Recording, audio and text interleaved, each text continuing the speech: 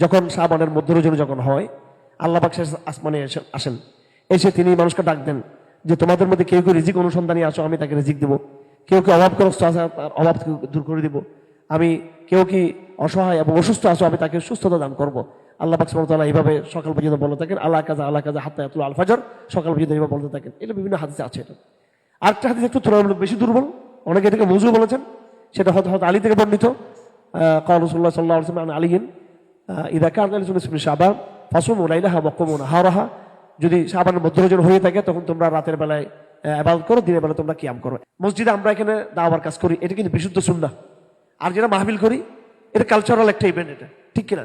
Cultural event বেশি এই সুন্দর কাছাকাছি, নাকি যেগুলো দাওয়াত ইভেন্ট এগুলো বেশি সুন্দর কাছাকাছি? টার্মের মধ্যে খেয়াল রাখতে হবে আপনার। পরিভাষার মধ্যে এখন হয়ে গেছে এরকম বিভিন্ন পরিভাষা, এগুলো বেদাতে হাসানের পরিভাষা এগুলো। এই জন্য সবাই বরাত এটা বলার চেয়ে আমরা বড় হাদিসের টার্মটাকে ব্যবহার করবো, সেটা হলো লাইলাতুন নিসফ মিন শাবান, মধ্য শাবানের রজনী। কি বলবো? মধ্য শাবানের রজনী। আসসালামু আলাইকুম ওয়া রাহমাতুল্লাহি ওয়া বারাকাতুহু। আলহামদুলিল্লাহ নাহমাদুহু ওয়া নাস্তাঈনুহু ওয়া নাস্তাগফিরুহু ওয়া নু'মিনু বিহি ওয়া নাতাওয়াক্কালু আলাইহি ওয়া নাউযু বিল্লাহি মিন শুরুরি আনফুসিনা ওয়া মিন সাইয়্যাতি আমালিনা মান ইয়াহদিহিল্লাহু ফালা মুদিল্লা লাহু ওয়া মান ইউদ্লিলহু ফালা হাদিয়া লাহু ওয়া নাশহাদু আন লা ইলাহা ইল্লাল্লাহু ওয়াহদাহু লা শারীকা লাহু ونشهد أن محمدا عبده ورسوله أما بعد فأعوذ بالله من الشيطان الرجيم بسم الله الرحمن الرحيم حاميم والكتاب المبين إنا أنزلناه في ليلة مباركة إنا كنا منذرين فيها يفرق كل أمر حكيم أمرا من عندنا إنا كنا مرسلين رحمة من ربك إنه هو السميع العليم رب السماوات والأرض وما بينهما إن كنتم موقنين لا إله إلا هو يحيي ويميت ربكم ورب آبائكم الأولين। এটা হলো সূরা দুখান, কয়েকটা আয়াত তেলাওয়াত করলাম। এরপরে সূরাতুল কদর, যেটা কোরআন কারীমের 30 নম্বর পারাতে একদম পরিচিত সূরা আমাদের জন্য। আউযু বিল্লাহি মিনাশ শাইতানির রাজিম বিসমিল্লাহির রহমানির রহিম ইন্না আনজালনাহু ফি লাইলাতিল কদর ওয়া মা আদরাকা মা লাইলাতুল কদর লাইলাতুল কদরি খায়রুম মিন আলফি শাহর তানাজ্জালুল মালাইকাতু ওয়ার রূহু ফিহা বিইذনি রাব্বিহিম মিন কুল্লি আমর সালামুন হিয়া হাত্তা মাতলাইল ফজর। আমাদের আজকের আলাপটা যেহেতু এটা আল কোরআন দারাস, সামনে আমাদের বড় একটা উপলক্ষ আছে, সেটা শবে বরাত। শবে বরাত এই শব্দটা ফার্সি শব্দ। সব মানে রাত, আর বরাত হলো ভাগ্য রজনী। কেউ কেউ এটাকে লাইলাতুল বারাআত বলতে চায়। বারাআত মানে পাপের পঙ্কিলতা থেকে যে শাস্তির কারণ হয়ে থাকে, সে শাস্তি থেকে মুক্ত করা, মানুষকে আযাব থেকে মুক্ত করা। কিন্তু আসলে সেটা পুরোপুরি সঠিক নয়। এটা শবে বরাত যেটা ফার্সিতে পরিচিত, ওইটাই হচ্ছে আমাদের সমাজে এস্টাবলিশ এই শব্দটা শবে বরাত। সব মানে রাত, বরাত মানে ভাগ্য রজনী। কোন একটা হাদিসে আছে, হাদিসগুলোর বিভিন্ন বর্ণনা আমরা জুমার খুতবাতে বলেছি, সনদ সহ বলেছি।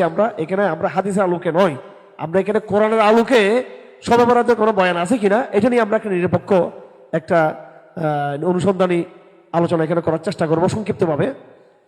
তো শবে বরাত এই নামকরণের কারণটা যেটা অর্থাৎ ভাগ্য রজনী, কারণ কোনো হাদিসে এই রাতে মুসলমানদের, এই মানুষের, মানব জাতির ভাগ্য রজনী সম্পর্কে কথা হাদিসে আছে। হাদিস জয়ীফ হোক দুর্বল হোক, কিন্তু এটা হাদিসে কিন্তু আছে ওইভাবে, যে এখানে মানুষের তকদিরের ফায়সালা হয়। আল আজাল, মানুষের মৃত্যু কখন হবে, কে কখন জন্মগ্রহণ করবে, ইত্যাদি ইত্যাদি বিভিন্ন বিষয়গুলো হয়ে থাকে। এরকম একটা হাদিস আছে এরকম। এখন আমাদের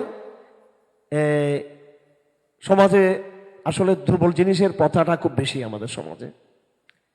শবে বরাত, দেখুন, সব মানে রাত, বরাত মানে হলো ভাগ্য রজনী। এখন যে হাদিসটার মধ্যে ভাগ্যের কথা আছে, ভাগ্যের কথা, এই হাদিসটা যতটুকু তার প্রামাণিকতা, তার চেয়ে শবে বরাতের আরো তুলনামূলক আরো বিশুদ্ধ হাদিস আছে, তুলনামূলক আরো সহিহ হাদিস আছে। আবু মুসা আশআরীর হাদিস আছে, আবু সাঈদ আল খুশানির হাদিস আছে, হযরত আলীর থেকে বর্ণিত হাদিস আছে, হযরত আম্মা আয়েশা থেকে বর্ণিত হাদিস আছে। যেমন হযরত আম্মা আয়েশা থেকে বর্ণিত হাদিস আছে এরকম যে রাসূলুল্লাহ সাল্লাল্লাহু আলাইহি ওয়াসাল্লামকে তিনি একদিন বিছনা পান নাই। তিনি চিন্তিত হয়ে গেলেন যে রাসূলুল্লাহ কোথায়। কিছুক্ষণ পরে ফিরে আসলেন আল্লাহ নবী সাল্লাল্লাহু আলাইহি ওয়াসাল্লাম। ফিরে এসে তিনি বললেন, আম্মা আয়েশাকে, যে তুমি হয়তো চিন্তিত হয়ে পড়ছো, তুমি এটা মনে করিও না যে আল্লাহ বা আল্লাহ রাসূল তোমার উপর কোনো রকম অন্যায় করবে। আম্মা আয়েশা বললেন, না না, আমি মনে করছি হয়তো আপনি কোন নামাজ পড়তে গেছেন, এটা মনে করতেছিলাম। বল না, আমি নামাজ পড়তেও যাইনি, আমি গেছিলাম জান্নাতুল বাকিতে জিয়ারত করার জন্য। কারণ আল্লাহ পাক সুবহানাহু ওয়া তাআলা এই রাত্রে, শবে বরাতের এই রাতে আল্লাহ পাক সুবহানাহু ওয়া তাআলা বনু কলব পুত্র, আরবের একটা প্রসিদ্ধ পুত্র ছিল, বনু কলব পুত্রের এরা ছাগল পালতো, মেষ পালতো, ছাগল মেষ। এদের ছাগল দুম্বা মেষের যে পরিমাণ, হাজার হাজার লক্ষ লক্ষ ছাগল মেষ দুম্বার যে লাখ লাখ কোটি কোটি এদের পশম, এই পশম পরিমাণ কেউ যদি গুণা করে আল্লাহ পাক সেটা তাকে মাফ করে দিবেন। এটা আল্লাহ নবী সাল্লাল্লাহু আলাইহি ওয়াসাল্লাম বললেন। তো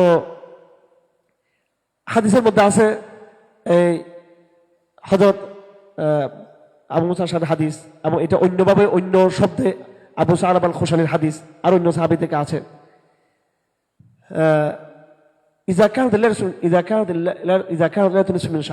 যখন শাবানের মধ্য রজনী যখন হয়, আল্লাহ পাক আসমানে আসেন, এসে তিনি মানুষকে ডাক দেন যে তোমাদের মধ্যে কেউ কেউ রিজিক অনুসন্ধানী আসো, আমি তাকে রিজিক দেবো।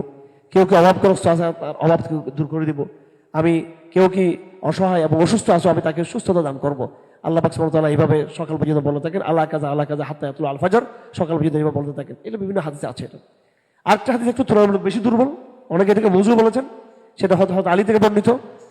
قال رسول الله صلى الله عليه وسلم عن علي اذا كان ليله نصف شعبان فصوموا ليلها وقوموا نهارها। যদি শাবানের মধ্য রজনী হয়ে থাকে তখন তোমরা রাতের বেলায় ইবাদত করো, দিনের বেলা তোমরা কিয়াম করো। এখন দেখুন, শবে বরাত, বরাতের রাত, ভাগ্য রজনী, এই বরাত শব্দটা একটা হাদিস থেকে বের করা হয়েছে, যে হাদিসটা তুলনামূলক দুর্বল। তার চেয়ে তুলনামূলক শক্তিশালী যে হাদিসগুলো আছে, এটাতে বরাতের কোনো আলাপ নেই। এখানে আছে শাবানের মধ্য রজনী, লাইলাতুন নিসফি মিন শাবান। আর হাদিস, কোন হাদিস, সেটা দুর্বল হোক বা সবল হোক, কোন হাদিস এই রাতের নামকরণ এইভাবে করো নাই যে সেটা ভাগ্যের রজনী, এইভাবে কোন হাদিসে তার কি নেই, নামকরণ করা হয় নাই। তার নামকরণটা আছে শাবানের মধ্য রজনী, লাইলাতুন নিসফি মিন শাবান। কি শব্দ? লাইলাতুন নিসফি মিন শাবান, মধ্য শাবানের রজনী। মধ্য শাবান রজনী মানে 14 তারিখের রজনী, এটা মধ্য শাবান। কিন্তু এই ইরানি সংস্কৃতি, পারস্য সংস্কৃতি কিন্তু বড় প্রভাব আমাদের ধর্ম চর্চার মধ্যে, আমাদের যে রিচুয়াল, আমাদের যে আনুষ্ঠানিকতাগুলো আছে, এর মধ্যে যতটা আরবের বিশুদ্ধ তৌহিদের প্রভাব, সুন্নাহর যত প্রভাব তুলনামূলক এখানে পারস্যান, আজমি, বেদাতের, আজমি কালচারের কি বেশি প্রভাব বেশি। মসজিদে আমরা এখানে দাওয়ার কাজ করি, এটা কিন্তু বিশুদ্ধ সুন্নাহ। আর যেটা মাহফিল করি, এটা কালচারাল একটা ইভেন্ট, এটা ঠিক কিনা? কালচারাল ইভেন্ট বেশি এই সুন্দর কাছাকাছি, নাকি যেগুলো দাওয়াত ইভেন্ট এগুলো বেশি সুন্দর কাছাকাছি? টার্মের মধ্যে খেয়াল রাখতে হবে আপনার। পরিভাষার মধ্যে এখন হয়ে গেছে এরকম বিভিন্ন পরিভাষা, এগুলো বেদাতে হাজারের পরিভাষা এগুলো।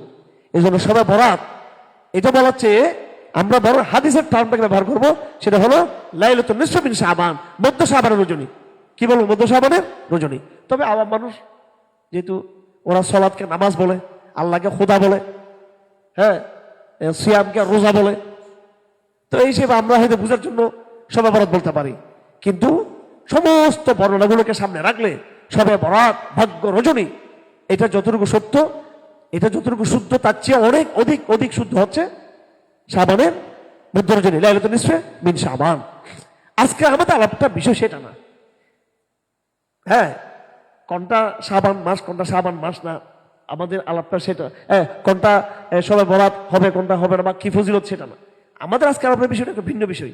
সেটা হলো, যেহেতু কোরআনের তাফসীর এটা, অনেকে কোরআনের আয়াত দিয়ে শবে বরাতের প্রমাণ করতে চায়, এবং সেটা সূরা দুখানের আয়াত থেকে। সূরা দুখান মধ্যে আল্লাহ পাক সুবহানাহু ওয়া তাআলা বড় ঐতিহাসিক ঘটনা বলছেন। আকাশকে একদম, যখন আকাশ ধোঁয়াচ্ছন্ন হয়ে যাবে, এটা কি কিয়ামতের দিনের কথা বলছেন? এটা কি নাকি আল্লাহ পাক এরকম কোনো ঘটনা হয়ে গিয়েছিল? দুটোই বর্ণনা আছে। ওই আলাপটা আমাদের উদ্দেশ্য না, এটা ভিন্ন আলাপ। আমাদের আলাপটা হলো এই সূরা দুখান যে শুরু হয়েছে যে আলাপ দিয়ে, সেটা হলো একটা পবিত্র রজনীতে কোরআন নাযিল হওয়ার বক্তব্য দিয়ে। আল্লাহ পাক বলেন, আউযু বিল্লাহি মিনাশ শাইতানির রাজীম, হামিম হামিম ওয়াল কিতাবিল মুবিন। স্পষ্ট বর্ণনাকারী কোরআনের কসম, ইন্না আনজালনাহু ফি লাইলাতিন মুবারাকাহ, আমি এই কোরআনকে অবতীর্ণ করেছি বরকতময় রজনীতে। ইন্না কুন্না মুনজিরিন, আমি মানুষকে জাহান্নাম থেকে, আল্লাহর আযাব থেকে আমরা ভয় লাগে। আল্লাহ বলেন আমি আমার আযাব সম্পর্কে মানুষকে ভয় ভীতি প্রদর্শন করি। ফিহা ইউফরাকু কুল্লু আমরিন হাকিম, কোরআন যেই বরকতময় রজনীতে অবতীর্ণ হয়েছে, সেই বরকতময় রজনীতে প্রত্যেকটা প্রজ্ঞাময় সিদ্ধান্তের ফয়সালা সেদিন হয়ে থাকে। মানুষের মৃত্যু, মানুষের জীবন, মানুষের সম্মান, মানুষের ইজ্জত, মানুষের সবকিছু, জগতের প্রাকৃতিক নির্তাপ সবকিছু, মানুষের জীবন ইত্যাদি সংশ্লিষ্ট সব বিষয়ে অন্যান্য জগতের বড় বড় ফয়সালাগুলো, বিশেষ করে মানব জাতির ফয়সালাগুলো ওই রাত্রে, ওই বরকতময় রাত্রে হয়ে থাকে। আমরা মিন ইনদিনা, এই সিদ্ধান্তগুলো আমার পক্ষ থেকে হয়, এটা আমার নির্দেশে হয়। ইন্না কুন্না মুরসিলিন, আমি অনেক নবীদেরকে পাঠিয়েছি। এইভাবে এখানে বিবরণটা আসছে। তো অনেকে বলছেন বরকতময় রজনী, যে বরকতময় রজনীতে লাইলাতুল মুবারাকা, পবিত্র রজনী, এরপর আল্লাহ বলতেছেন ফিহা ইউফরাকুল আমরুল হাকিম, যে বরকতময় রজনীতে তাকদীরের ফয়সালাগুলো হয়ে থাকে।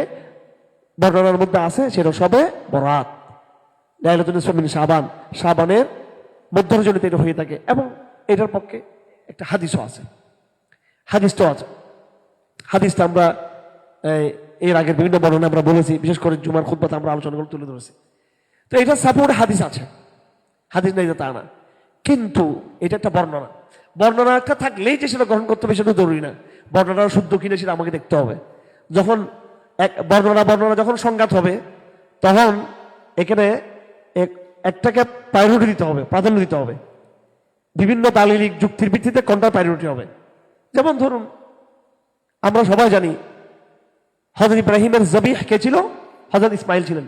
কাকে জবাই করেছিলেন? ইসমাইলকে নাকি ইসহাককে? কাকে? ইসমাইল। কিন্তু আহলে কিতাবরা কাকে বলে? ওরা ওদের নবী ইসহাককে বলে, ইসহাক জবি ছিলেন। কিন্তু কোরআনের যে বয়ানের যেই ধারাবাহিকতা, সিয়াক সাবাক বলা হয়ে থাকে, সিয়াক সাবাক, এবং হাদিসে স্পষ্ট বর্ণনা, এটা অকাট্য প্রমাণিত যে জবি কে ছিল? হযরত ইসমাইল ছিলেন। কিন্তু আমাদের তাফসীর কিতাবের মধ্যেই আছে যে কোন কোন বর্ণনার মতে ইসহাক জবি ছিলেন। চিন্তা করুন, দুর্বল বর্ণনা, মারাত্মক দুর্বল। শুধু দুর্বল না, এটা একবার কোরআনের ধারাবাহিক বর্ণনার বিরুদ্ধে বয়ানটা। এখন কোন মুফাসসির বলছেন সেটা কোন সাহাবী থেকেও যদি বর্ণনা হয়ে থাকে বিভিন্ন সূত্রে, দুর্বল সূত্রে, আমরা সেটা নিতে পারবো? কারণ তার চেয়ে অধিক শক্তিশালী দলিল সেটাকে প্রত্যাখ্যান করে। শবে বরাতের রাতে কোন হাদিসে আছে, দুর্বল হাদিসে আছে ভাগ্য পরিবর্তনের কথা আছে, ভাগ্যের কথা আছে, কিন্তু তার চেয়ে অধিক বর্ণনাতে আছে এই ভাগ্যের, এটা হচ্ছে লাইলাতুল কদর। কারণ কোরআন শরীফ আল্লাহ সুবহানাহু ওয়া তাআলা স্পষ্টভাবে সূরাতুল কদরে বলছেন আউযু বিল্লাহি মিনাশ শাইতানির রাজীম, ইন্না আনজালনাহু ফি লাইলাতুল কদর ওয়া মা আদরাকা মা লাইলাতুল কদর। লাইলাতুল কদর মানে তাকদীর, তাকদীরের রাত্রি। ওই রাতে কোরআন নাযিল হয়েছিল, ওই রাতেই মানব জাতির বিভিন্ন এবং সৃষ্টি জগতের বিভিন্ন সিদ্ধান্ত আল্লাহ পাক দিয়ে থাকেন। এখন আমরা কোনটা ধরবো? আমরা কি এখন হাদিসের বর্ণনা অনুযায়ী এটা ধরবো যে শবে বরাতে ফয়সালা হয়ে থাকে, নাকি কোরআনের বর্ণনা অনুযায়ী ধরবো যে শবে কদরে ফয়সালা হয়ে থাকে? আমরা কোনটা ধরবো? কোরআন বর্ণনা, এটাকে আমরা প্রাধান্য দিব। কোরআনে যখন কোনো কথা বলে এবং সেটা মুহতামাল, বলেন সবাই, এটা কি মুহতামাল? মানে সম্ভাবনা, বলেন না, এটা কি হয়? এটা অস্পষ্ট, অস্পষ্ট, এটাকে আরবি টার্মে বলা হয় মুহতামাল, যার মধ্যে ব্যাখ্যার গুঞ্জাইশ আছে, অবকাশ আছে। আল্লাহ পাক সূরা দুখানের আয়াতের মধ্যে কোনো কিছু স্পষ্ট বলেন না এটা কোন রাতে। এটা বলছেন আমি কোরআনকে একটি বরকতময় রজনীতে অবতীর্ণ করেছি। বরকতময়, এই বরকতময় রজনী কি রমজানেরটা, নাকি শাবান মাসেরটা, নাকি কোন রাত? এটা আল্লাহ পাক বলেন নাই। এই অস্পষ্টতার সুযোগে অনেকে বলতে চান যে এটা হচ্ছে শবে বরাতের রাত্রি। আমাদের কথা হলো, কোরআনে যখন কোন একটা কথা অস্পষ্ট থাকবে, আবার একই বক্তব্য যখন কোনো জায়গায় স্পষ্ট আসবে, তো আমরা ওই স্পষ্ট বক্তব্যটাকে অস্পষ্ট বক্তব্য কি হিসেবে নিব? আমরা ব্যাখ্যা হিসেবে আমরা নিব, ঠিক কিনা? কোরআন কারীমে এরকম অনেক জায়গা আছে গায়রিল মাগদুবি আলাইহিম ওয়ালাদ-দাল্লিন। হাদিসের মধ্যে বলা আছে মাগদুব মানে ইহুদি, দাল্লিন মানে খ্রিস্টানরা। হ্যাঁ, সেটা যদি কোনো একদম মুতাওয়াতির হাদিসে যদি নাও থাকে, হাদিসে যে আমরা নাও পাই, কিন্তু কোরআন কারীমের বিভিন্ন সূরা গবেষণা করলে দেখা যায় যে মাগদুব আলাইহিম দাল্লিন, আল্লাহ পাক ইহুদি খ্রিস্টানদেরকে বলেছেন। এটা কিন্তু কোরআন কারীমের সূরা ফাতিহার মধ্যে স্পষ্টভাবে উল্লেখ না থাকলেও অন্য সূরার মধ্যে পরিষ্কারভাবে আল্লাহ পাক কাদেরকে গজব দিয়েছেন, কাদেরকে লানত দিয়েছেন, কাদেরকে পথভ্রষ্ট করেছেন, সেটা অন্য অনেক সূরার মধ্যে সেটা কিন্তু উল্লেখ আছে। তাহলে মাগদুব আলাইহিম দলের ব্যাখ্যা আমরা কোথায় পেয়ে যাচ্ছি? কোথায় পেয়ে যাচ্ছি? কোরআন অন্য আয়াতে পেয়ে যাচ্ছি। কোরআন কারীমে লেখা আছে আনআমতা আলাইহিম সিরাতাল্লাযিনা আনআমতা আলাইহিম। আপনি তাদের পথ আমাদেরকে দেখান যাদের উপর আপনি নিয়ামত দিয়েছেন। কাদেরকে নিয়ামত দিয়েছেন সূরা ফাতিহায় উল্লেখ নেই, আছে নাকি? উল্লেখ নেই। কিন্তু অন্য সূরাতে সূরা মারিয়ামে এবং সূরা নিসার মধ্যে অন্য সূরার মধ্যে আছে এরা কারা, আনআমতা আলাইহিম কারা? মিন যুরিয়াতি আদম, মিন যুরিয়াতি নূহ, মিন যুরিয়াতি ইব্রাহিম ওয়া ইসহাক। এরা হলো আদমের সন্তান, নূহের সন্তান, ইব্রাহিমের সন্তানদের মধ্যে যারা নেককার ছিল। হ্যাঁ, ঈসা ইসলাম পর্যন্ত একেবারে নবীদের যে সিলসিলা তাদের যারা অনুসারী ছিল তারা। এবং অন্য জায়গায় আরো স্পষ্ট আছে মিনান নবিয়্যিন ওয়াস সিদ্দিকিন ওয়াস শুহাদা ওয়াস সালিহিন। চার তবকা নবী, সিদ্দিক, শুহাদা, সালিহিনদের কথা আছে। হ্যাঁ, তাহলে আনআমতা আলাইহিম ব্যাখ্যা সূরা ফাতিহাতে না থাকলেও কোথায় আছে? অন্য সূরার মধ্যে আছে। কোরআনের কোনো অস্পষ্ট বয়ান যখন আমরা তার সুনির্দিষ্ট তার এই উদ্দেশ্যটা যখন আমরা এখানে নেই, উল্লেখ থাকে না, সেটা কোরআন কারীমের অন্য জায়গার মধ্যে সেটা কি থাকে? উল্লেখ থাকে। তো সূরা দুখানের মধ্যে আল্লাহ পাক বলছেন কোরআন কারীমকে আমি অবতীর্ণ করেছি বরকতময় রাত্রে। এই বরকতময় রাত্রি কোন সময়? এটা কি 27 তারিখ? এটা কি 21 তারিখ? এটা কি রমজান মাসে? এটা কি রমজানের বাইরে, রমজানের আগে, রমজানের পরে? এটা কি শাবান মাসের 15 তারিখকে বোঝানো হয়েছে? এটা কি শবে বরাতকে বোঝানো হয়েছে, নাকি এটা সুনির্দিষ্টভাবে লাইলাতুল কদরকে বোঝানো হয়েছে? সেটা এখানে উল্লেখ নেই সূরা দুখানের মধ্যে। কিন্তু উল্লেখ না থাকলেও ইন্না কথায় কথায় মিল আছে। ইন্না আনজালনাহু ফি লাইলাতিন মুবারাকা। আল্লাহ পাক বলেন একটি বরকতময় রজনীতে আমি এই কোরআনকে অবতীর্ণ করেছি। আল্লাহ পাক এক জায়গায় এটা বলেন সূরা দুখানের মধ্যে। আবার অন্য সূরার মধ্যে আল্লাহ বলতেছেন ইন্না আনজালনাহু ফি লাইলাতিল কদর, আমি কোরআনকে অবতীর্ণ করেছি লাইলাতুল কদরে। তাহলে আমরা কোরআনের ব্যাখ্যা কোরআনে পেয়ে গেলাম কিনা? আমাদেরকে এখানে বলতে হবে যে এটা লাইলাতুল মুবারাকা মানে আল্লাহ পাক কোরআন নাযিল করেছেন, এটা শবে কদর নাযিল করেছেন, এটা বলা হবে এটা? হ্যাঁ। আবার অনেকে একটা এখানে সমন্বয় করতে চান। কি করতে চান? সমন্বয় করতে চান। একটা হলো একদম উপর থেকে শেষ আসমান পর্যন্ত, লোহে মাহফুজ, আল বাইতুল মামুর। আরটা হচ্ছে একদম জমিনে। একটা হলো উপর থেকে একদম নিচে আসা, নিচে বলতে শেষ আসমানে আসা লোহে মাহফুজ থেকে। আরেকটা হলো ওই কোরআনটা আল্লাহ আসমান ওইটা জমিনে অবতীর্ণ হওয়া। তো কেউ কেউ ব্যাখ্যা দিয়ে থাকেন শবে কদর যেটা হয়েছিল সেটা এবং শবে বরাতে যেটা হয়েছিল দুইটাই